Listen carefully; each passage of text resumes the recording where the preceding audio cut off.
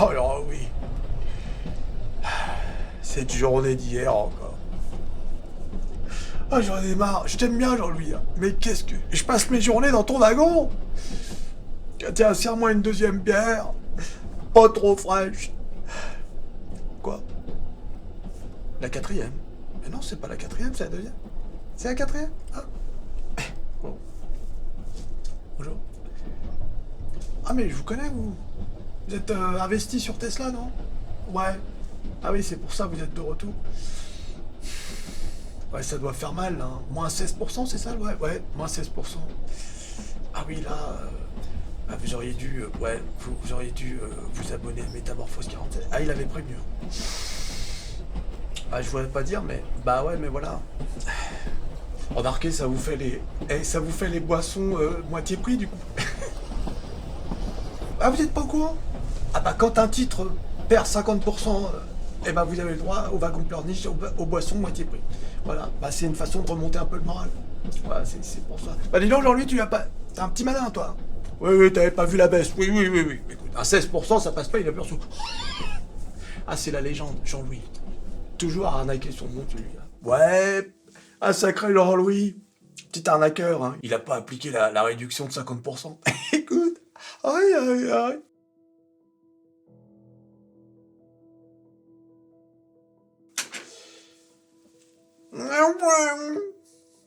Voir un peu ce qui se passe sur les marchés. Ça corrige, hein. Ça corrige sec, là. Hein. Là, ça rigole plus. T'as vu Tesla? Oui, on va en parler. On va en parler de tout ça. Mais d'abord, on va voir un peu les dégâts sur les graphiques. Oh, regarde. Oh, regarde. On va commencer par la star des stars, le S&P 500, bien sûr. Hein, c'est l'indice qui fait référence, eh oui, mais tout passe par lui, bien sûr. Alors voyons un peu, déjà, moins 2,70 sur le S&P 500, c'est beaucoup. Hein. C'est une sacrée correction. Voilà, et alors là, on a atteint, tenez-vous bien, on est descendu jusqu'à moins 9,40, on a presque atteint les 10% de correction depuis les plus hauts pour le S&P 500. Le Dow Jones, lui, eh bien, le Dow Jones, on est à 7,70 à peu près, donc toujours pas les 10%. Ah, on est revenu quand même à la correction de novembre. Hein. Et bien sûr, la drama queen, le Nasdaq, toujours à faire des Yann. Aïe, aïe, aïe. Moins 14%. Moins 14% pour le Nasdaq. C'est une catastrophe. Et on va voir. Hein. On va voir, les 7 fantastiques ont pris très très cher. Et oui, Amine. Un peu quand ça marche. Alors, et même là, d'habitude, je vous dis toujours, quand vous regardez sur le long terme, nanana, c'est une petite correction. Regardez. Là, ça commence, tu vois. Un peu. La tête que ça a. Elle est là, la correction, les amis. Annoncée par Métamorphose 47, la chaîne habitée par l'esprit de l'oseille, bien sûr. On a tout prévu sur cette chaîne. On sait tout à l'avance. C'est incroyable. Aïe, aïe, aïe. Abonnez-vous. Si vous regardez la correction de l'été dernier, vous savez, hein, cette grosse correction, on est à moins 15,78. Donc on n'a pas vraiment... on n'a pas encore dépassé cette correction, mais on n'en est pas loin. Pour le S&P 500, par exemple, si on compare encore avec la correction de l'été dernier, eh bien, on était à peu près dans les mêmes valeurs. 9,70, moins 9,70. Regardez, hein. Sauf que, comme vous pouvez le voir, là, pour la correction de l'été dernier, on était ligne droite, correction. Ligne droite, correction. Ensuite, bon, des séries de corrections, etc. Mais surtout, grosse ligne droite. Et là, qu'est-ce que vous avez? D'abord une correction, un rebond et une nouvelle correction. Avec, bien sûr, des bas plus bas que les précédents. Alors, on va en parler, hein, on va en parler des causes, des conséquences, des prédictions. Si on compare, là encore, hein, avec le Dow Jones. Le Dow Jones avait corrigé de 6%. Vous voyez, on est dans les mêmes ordres, hein, environ. Et qui résiste? Le village d'irréductibles gaulois, le CAC 40, le petit cacou. Regardez. Un peu. Là, on est vraiment dans le malheur des uns fait le bonheur des autres. hein. Alors attention, faut rester prudent, hein, parce que si les États-Unis rentrent en récession, et si la guerre commerciale continue comme ça peut être un impact mondial, hein. Quand vous avez des situations comme celle-ci, vous le savez, il faut vous tenir prêt pour investir. J'avais fait une vidéo, je vous avais partagé, je vous remets le lien dans la description. Que faire en cas de crash, que faire en cas de marché baissier, etc. D'accord? Parce qu'il ne faut pas faire les choses au hasard. Tu peux pas. Tu peux pas faire les choses au hasard. Ah. Et la deuxième chose, c'est bien évidemment, vous avez besoin d'un courtier. Eh oui, les amis, pour ceux qui n'ont pas de courtier, qu'attendez-vous? Et quoi le mieux que l'un de mes courtiers? De Giro. De Giro, les amis. Le lien dans la description. Inscrivez-vous à De Giro. Sinon, vous ne pourrez pas acheter l'action. Qu'attendez-vous pour monter dans le train l'oseille, bien sûr. Alors, la correction en elle-même, elle était de toute façon, comme je vous l'ai dit depuis l'année dernière, elle était inéluctable. La correction, vous ne pouvez pas dire là, aujourd'hui, oh, il y a une correction? Non, on savait qu'il allait y avoir une correction. D'accord? Donc, c'est pas ça la surprise. La surprise, c'était qu'est-ce qui allait engendrer la correction? Qu'est-ce que le marché allait bien pouvoir trouver comme excuse pour corriger? Bon, bah là, Donald Trump a offert la raison sur un plateau d'argent, ou un plateau de plomb plutôt. Bah voilà, je vais mettre en place des tarifs, un peu n'importe comment, je choisis 25%, un peu au hasard, je change d'avis, je reviens, je retarde jusqu'au 2 avril. Ce sentiment qu'a le marché du grand n'importe quoi, et surtout de l'incertitude que ça crée. Tu vois, les gens ne savent pas ce qui va se passer. Une guerre commerciale de cette ampleur, bah, ça va mener à quoi? À une inflation et éventuellement une récession. Inflation, ça veut dire que la Fed pourrait être tentée de remonter les taux. Remonter les taux, imaginez. Après les avoir montés pendant 2022, 2023, 2024, qu'on commençait à peine à les baisser, voilà qu'on pourrait imaginer la catastrophe que ce serait une remontée des taux d'intérêt. Et là-dessus, Donald Trump ne peut rien faire. Je rappelle que Jerome, le directeur de la Réserve fédérale, est indépendant. Et Trump ne peut pas le virer. Voilà, ne peut pas le virer. Hein, j'entends des trucs, oui, Trump va se débarrasser de Jerome, il va mettre quelqu'un à sa botte. Non, non, il peut pas. Jérôme peut démissionner. Jérôme, c'est un pote. Bah, tu sais qu'on a un point commun avec Jérôme. Ah oui, on est guitaristes tous les deux. Ouais, un peu. Voilà, donc, et Jerome Powell, lui, il en a rien à faire du marché. Il n'est pas là pour arranger le marché ou l'inverse. On l'a vu en 2022. Il fait ce qu'il faut pour maintenir l'inflation au plus bas. Voilà. Indépendamment des performances du marché. Sauf que lui, Donald Trump, est obsédé par les marchés. Même si l'autre jour, il a sorti un mensonge éhonté, il a dit « Non, non, mais moi, je regarde pas le marché. » Il fait ça tous les matins à la première heure. Tu vois, regarde. Jérôme Powell, l'autre jour, qui s'exprimait, Jérôme Powell réaffirme que la Fed ne se précipitera pas pour baisser les taux. Nous n'avons pas besoin d'aller vite et sommes en position d'attendre plus de clarté. Donc même lui, c'est un message à Trump. Qu'est-ce que tu es en train de faire? On comprend rien, donc on va pas se précipiter. Les marchés restent dans le flou. Ouais, un peu. C'est ça, les gars. Il faut bien comprendre. Hein. Tout le monde est dans le flou. Le marché est en train de sanctionner la politique commerciale de l'administration Trump. Voilà. Le marché, je vous l'ai déjà dit dans la dernière vidéo, ne supporte pas l'incertitude, l'inconnu, ne supporte pas quand une politique n'est pas claire. D'ailleurs, que ce soit une politique A ou la politique B, c'est pas le problème. Le problème, c'est savons-nous où nous sommes? Savons-nous quel est le chemin que nous prenons? C'est ça la question. Or là, personne ne sait. On ne sait pas si les tarifs vont perdurer ou si au contraire ils vont être maintenus. Si on ajoute à ça le contexte géopolitique, le fait que les États-Unis, par leur position, qu'on soit d'accord ou pas, hein, c'est pas le problème, on s'en fout ici, est en train de mettre à dos des alliés comme le Canada ou des voisins comme le Mexique, et pire encore, le premier marché mondial, c'est-à-dire les Européens. Qu'est-ce que c'est les Européens? C'est quoi l'Europe? C'est 500 millions de gens avec de l'oseille. Eh oui, tu ne te mets pas l'Europe à dos quand tu veux faire du business. C'est la seule force de l'Union européenne d'ailleurs. C'est vrai qu'on est un peu à la ramasse partout, sauf là-dessus. Voilà. C'est un marché qu'il faut cajoler, l'Europe. Voilà. Donc là, c'est pas bon du tout, là, encore. Et le marché sanctionne. Le marché sanctionne toute cette politique par cette fameuse correction. Voilà. Mais, encore une fois, s'il n'y avait pas eu ça, le marché aurait trouvé autre chose. Il fallait corriger. Hein, regardez, il fallait corriger. Vous ne pouvez pas... Regardez, je le refais à chaque fois, hein, parce qu'il y a des nouveaux hein, sur Métamorphose 47, tous les jours. Regardez, une ligne droite, correction, et là on est carrément en ligne droite. Vous imaginez de octobre 2023 à décembre 2024, quasiment, vous avez plus d'1 an de ligne droite. Donc cette correction, d'abord le range, et puis la correction, elle est parfaitement saine. C'est une correction saine. La seule inconnue, c'est, s'agit-il d'une correction, et puis ensuite peut-être un range, ou bien le début d'un bear market. Hein. Ça, on peut pas le savoir à l'avance. Ça sert à rien d'essayer de...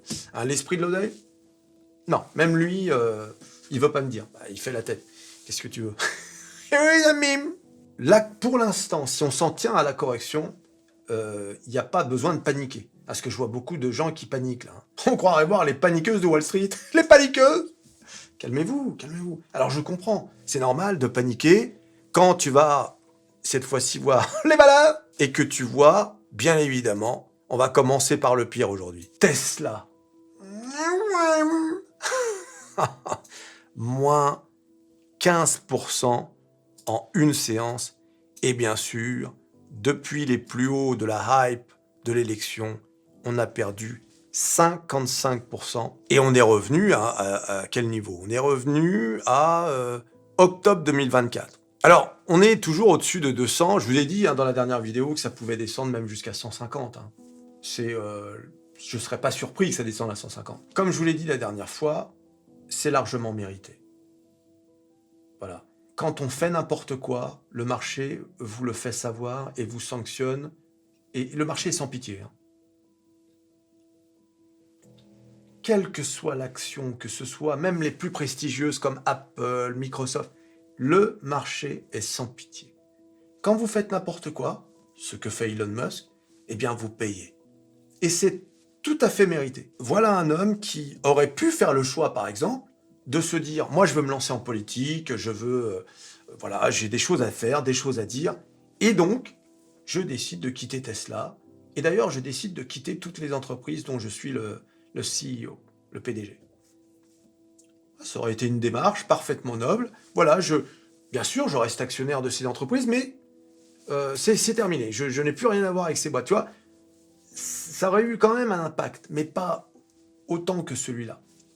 Au moins, et en plus, ça aurait marqué le coup, parce que le marché aurait pris note de cette info. D'accord? Même ça aurait été dans les médias mainstream. Elon Musk quitte Tesla, etc. Donc, ça aurait séparé l'image d'Elon Musk et de Tesla.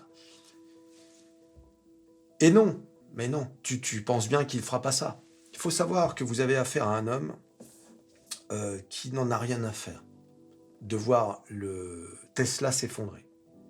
C'est quelqu'un qui pourrait même voir l'action Tesla à 10$, que ça ne changerait rien à ce qu'il est en train de faire. Donc c'est pour ça que je vous disais que être actionnaire de Tesla, c'est à vos risques et périls. C'est comme ça. Il faut savoir où vous avez mis les pieds. Voilà. Vous ne pouvez pas dire aujourd'hui, en voyant la baisse, cette baisse absolument incroyable de Tesla, vous ne pouvez pas dire « Oh, oh non !» C'est pas possible. Ça fait des semaines et des semaines que je vous dis que cette action est risquée. Si tu regardes bien la baisse de Tesla, alors on peut se dire que jusque-là, allez, il y avait une correction du marché, bon, mais c'est à ce moment-là, donc on est fin janvier 2025, on est quand même à 430$. Il y avait toutes ces opportunités pour vendre. Voilà. Là même, on est à 300, etc. Là, on est à 222. Voilà. Donc, si tu voulais vendre, tu avais 1000 occasions de le faire. Tu avais 1 mois et demi pour vendre Tesla, avant d'en arriver à à 222. Attendez, c'est pas fini. Et on est quand même à 222 $. Ce qui veut dire que même aujourd'hui, tu as encore l'opportunité de vendre Tesla si tu veux, si tu regrettes de ne pas avoir vendu. Je veux dire, attention, c'est pas un conseil financier. C'est juste parce que j'ai vu tellement de gens pleurnicher que je me suis dit, bon, il faut peut-être que je fasse un point psychologique là sur cette valeur. Je vous rappelle hein, que le 24 octobre, Tesla était à 217 $. C'est pas si loin, hein, 24 octobre 2024. D'accord ? Donc, et souvenez-vous, on avait atteint un all, enfin pas un all-time high, mais on avait atteint une sorte de 270 $. C'était quand ça? C'était l'été 2024. Et on était même monté à 300 $ en juillet 2023. Et moi, je vous disais tout le temps, le titre va remonter à 400, le titre va remonter à 400, nanana, je vous disais ça tout le temps. Le titre est remonté à près de 500 $.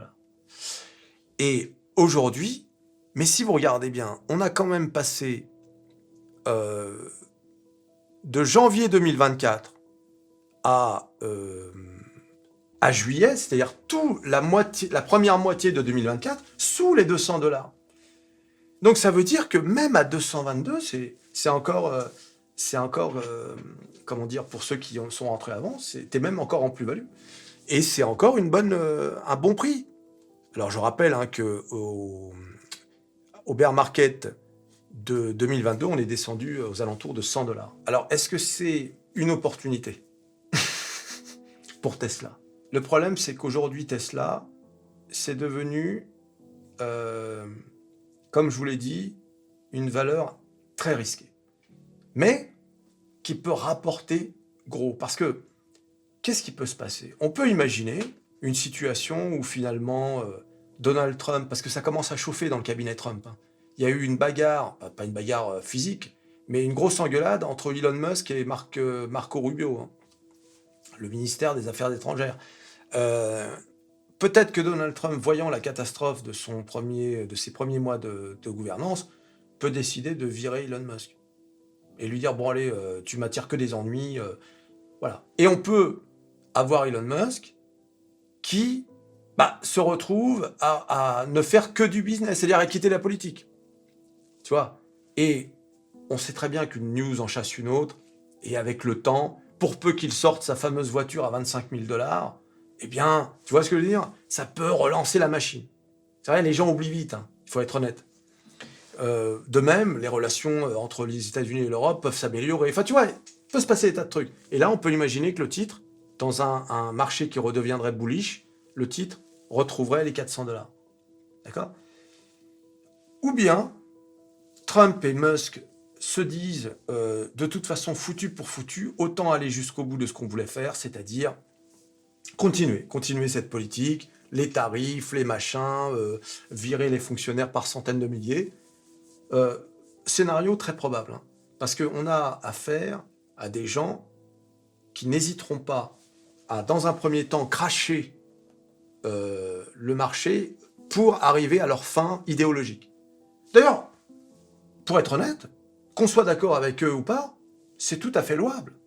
C'est-à-dire de prendre des risques sur son propre marché pour arriver à ses fins idéologiques. C'est vrai, hein, pour le coup, hein, plutôt que de dire « Oh là là, mon Dieu, le marché s'effondre vite, on change de politique ». Tu vois? Donc c'est pour ça que on pourrait avoir cette deuxième option. Ce qui voudrait dire que ça voudrait pas dire que Tesla est foutu et que Tesla ne reviendrait jamais à la hausse. Non, mais ça prendra plus de temps.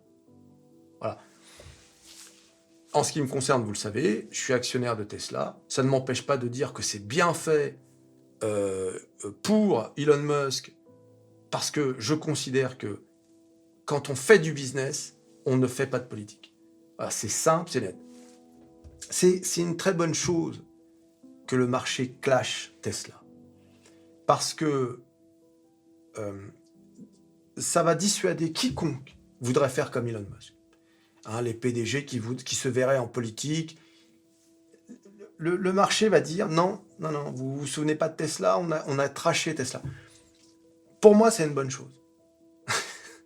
Ça paraît incroyable que je dise une chose pareille. Mais pour moi, c'est une bonne chose. Quand on fait du business, on ne fait pas de politique. Pourquoi? Parce que la politique, par essence, ça divise. À droite, à gauche, non. Ça divise les gens. Le business, c'est tout l'inverse. Le business, c'est tout le monde est gentil. Viens toi, droite, gauche. Tu vois? C'était l'inverse. Mais, tu vois, le business, il n'y a pas de couleur de peau, de religion, de machin, de truc. Il y a un être humain égale un portefeuille. Égale de l'oseille. Tu vois? C'est ça le business. C'est pas du tout ce qu'il est en train de faire Elon Musk. Il est en train de diviser. Or, c'est ce que je disais l'autre jour, malheureusement, les gens qui sont pro Elon Musk ne sont pas vraiment des gens qui achètent des Tesla. C'est ça le problème. Parce que ça aurait pu compenser. Mais pas du tout. Donc voilà, pour moi, c'est mérité. Ce qui se passe. Et est-ce que ça va faire changer d'avis Elon Musk? Rien n'est moins sûr. Il a commencé à mettre un peu d'eau dans son vin en disant j'avoue que être PDG de Tesla et s'occuper de Dodge, le département qui est là pour faire des économies, c'est pas facile. Il commence à, tu vois. Mais voilà. Donc ça sert à rien de dire des prédictions, etc. Il faut savoir où tu mets les pieds. Tesla reste une entreprise extraordinaire. Tesla reste une entreprise multi-produits. Je pense que l'arrivée du modèle à 25 000 $, si jamais c'est une réalité, leurs travaux sur tout ce qui est autonomie, etc., les robots taxis, l'énergie, l'intelligence artificielle, la robotique, ça prendra des années. Il ne faut pas rêver, tu vas pas avoir un Optimus qui fait la vaisselle et qui va chercher les courses. C'est pas pour demain. Mais bon, il faut quand même être dans ce secteur qui est, comme je vous l'ai déjà dit, c'est l'avenir. Donc soit tu y es, soit tu y es pas. Si tu es sur Tesla, oublie ce qui se passe en ce moment et vise le très long terme. Voilà. Si en revanche, tu es plutôt l'oseille maintenant, ça reste une valeur très risquée. Voilà. Voilà mon analyse de la situation d'aujourd'hui. On va voir comment ça se passe. Mais ouais, c'est... voilà, on rigole pas avec le marché. Le marché, il rigolera pas, il te sanctionnera. Il est sans pitié, le marché. Voilà. Il est sans pitié et c'est une très bonne chose. Voilà. Ça évite à ce que des gens fassent n'importe quoi. Parce qu'au final, qui décide? Au final du final, qui décide? C'est l'oseille.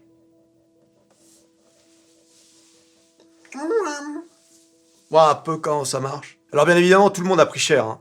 Apple, moins 4,8%. Voilà. Mais bon, ça reste quand même... on est quand même très haut chez Apple. On est au-dessus de 220 $. Enfin, je sais pas si vous imaginez pour une entreprise comme Apple. Microsoft a pris moins 3%. Regardez, et est entré dans cette zone. Cette zone, attention, si Microsoft traverse cette zone, c'est-à-dire si elle dépasse les 360, là c'est pas bon. C'est pas bon du tout. Donc voilà, tu vois, je vous ai tracé cette zone, c'est pas bon. Google, pareil. Et Google, elle est descendue encore plus fortement que Microsoft. 4,52, on est à 167.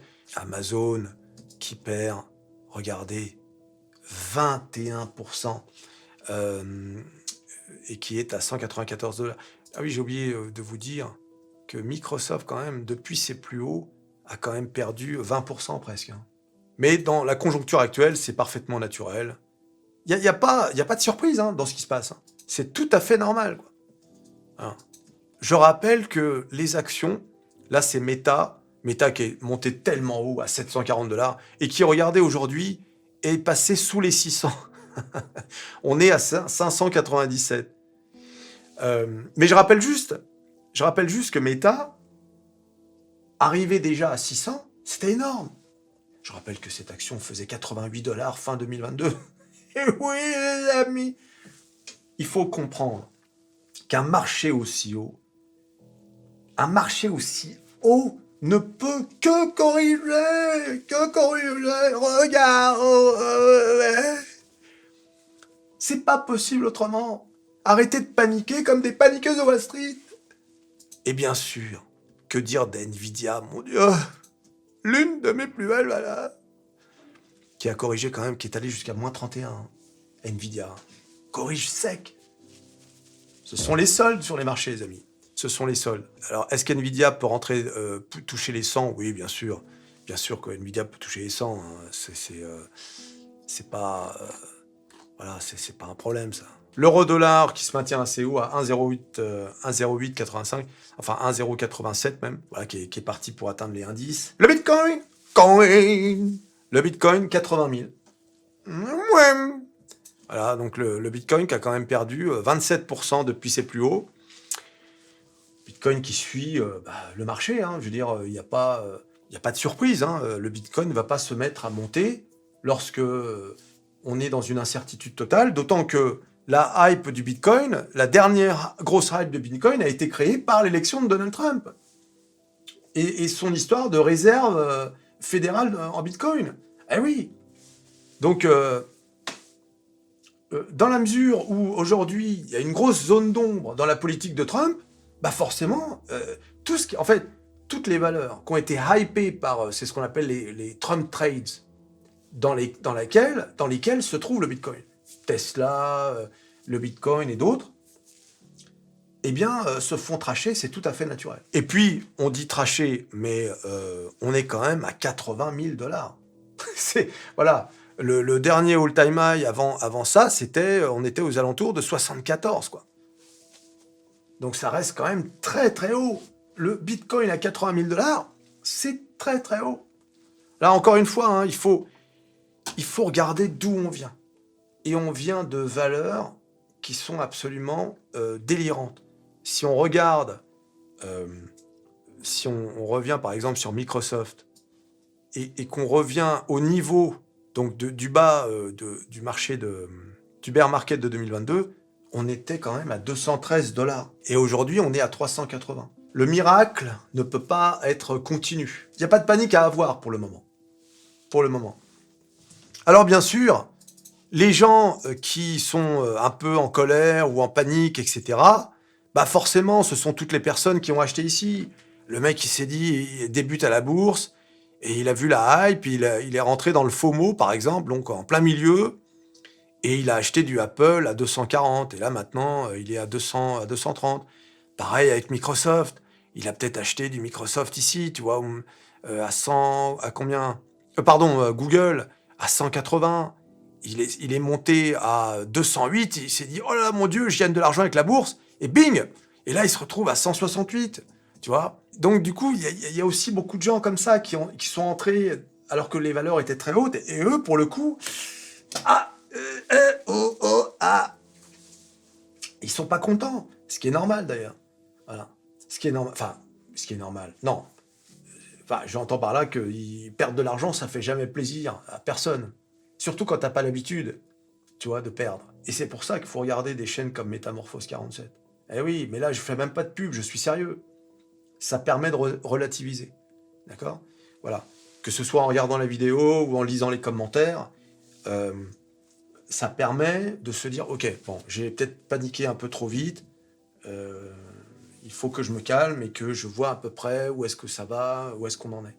Eh oui, ami! Ouais, un peu.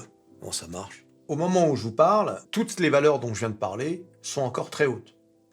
Hein, ça peut paraître bizarre, mais c'est encore très haut. C'est encore très haut. Ce qui veut dire que le marché a encore beaucoup de marge pour corriger.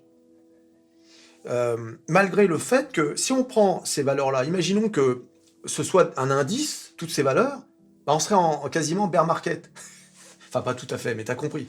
Ce sont des grosses corrections quand même, hein. Je veux dire, on a du 20%, je parle même pas de Tesla, mais on a donc on a du 30% avec Nvidia, ce sont des grosses corrections si on s'en tient à ces valeurs. Mais c'est normal puisque ce sont les valeurs qui sont montées le plus haut. Donc il y avait de la marge pour corriger. On va voir un peu où ça se passe, mais c'est une correction, moi, qui, personnellement, ne m'inquiète pas du tout. Mais vous devez vous tenir prêt pour investir. Là, j'étais en train de jeter un coup d'œil sur les marchés. Les indices futurs sont légèrement dans le vert, mais vraiment légers, hein. Là, par exemple, le Dow Jones à 0,30, le S&P 500 à 0,16 et le Nasdaq quasiment à 0. Donc, on pourrait avoir à nouveau une journée rouge. Là, je vois, regardez, je vois en pré-market, Tesla est encore à... Tesla en pré-market est encore à moins 3%. Alors un petit tour sur le Twitter pour rappeler deux, trois choses. Alors au fait, pourquoi Tesla a autant corrigé hier? Déjà, en plus du mouvement général baissier, UBS réduit ses prévisions de livraison pour le premier trimestre de l'exercice 25 à 367 000 unités au lieu de 437 000 unités, citant des délais de livraison trop courts pour les modèles 3 et Y sur les marchés clés, ce qui indique une demande plus faible. Eutelsat fait le buzz comme jamais, plus 20% encore aujourd'hui. Si vous voulez en savoir plus sur Eutelsat et les enjeux, allez voir ma vidéo qui date de 2022. Je ne cesserai de le répéter, cette vidéo, c'est la vidéo référence qui explique les enjeux avec Eutelsat. Allez voir ça, c'est quand même très intéressant. Comme vous le savez, la Pologne a exprimé son souhait de voir les options qui pourraient se substituer à Starlink. Et donc, ils cherchent du côté d'Eutelsat. C'est pour ça qu'Eutelsat cartonne à la bourse. Eutelsat qui était une saucisse comme jamais. Comme quoi, on peut être saucisse et devenir magret de canard. Eh oui, l'ami. Ah oui, Foxconn, écoutez bien ça, a annoncé lundi le lancement de son premier modèle de langage à grande échelle. Le modèle appelé Foxbrain a été formé à l'aide de 120 GPU H100 de qui? De qui? Nvidia, bien sûr. Et a été achevé en environ 4 semaines, a déclaré le plus grand fabricant mondial d'électronique. Foxconn sont ceux qui fabriquent, entre autres, les iPhones. Ouais, les amis, eh oui, Nvidia, Nvidia qui chute, mais Nvidia qui continue de vendre ses produits et Nvidia qui continue d'être la référence. Je rappelle qu'Nvidia, parce qu'on dit, ouais, Nvidia va être rattrapé par les concurrents. Oui, mais Nvidia, ils se reposent pas sur leur laurier. Et Nvidia, ils sont pas à la plage en train de siroter des cocktails. Ils bossent. Oui, et oui, les amis, les mecs bossent aussi. C'est-à-dire tout le monde bosse. Donc peut-être que Nvidia est là, le concurrent il est là, le concurrent arrive là et Nvidia est là. Oui. Donc c'est vrai que dans la tech, on ne peut rien prévoir. Ça va tellement vite que un concurrent, je prends toujours l'exemple que personne n'a vu voir, TikTok. On était persuadé que les Américains allaient dominer les réseaux sociaux éternellement. Eh bien, TikTok est arrivé, dit non, on est là. Et ils ont raflé ce qui avait fait d'ailleurs à l'époque chuter Meta comme jamais. Et d'ailleurs, les Américains n'aiment tellement pas ça qu'ils ont menacé TikTok en disant soit vous nous vendez TikTok, soit on vous bannit, quoi. Un peu.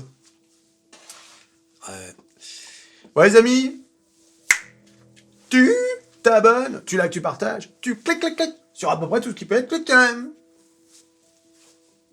La raclée sur les marchés financiers, l'incertitude, et on se revoit à la prochaine vidéo. Allez, salut.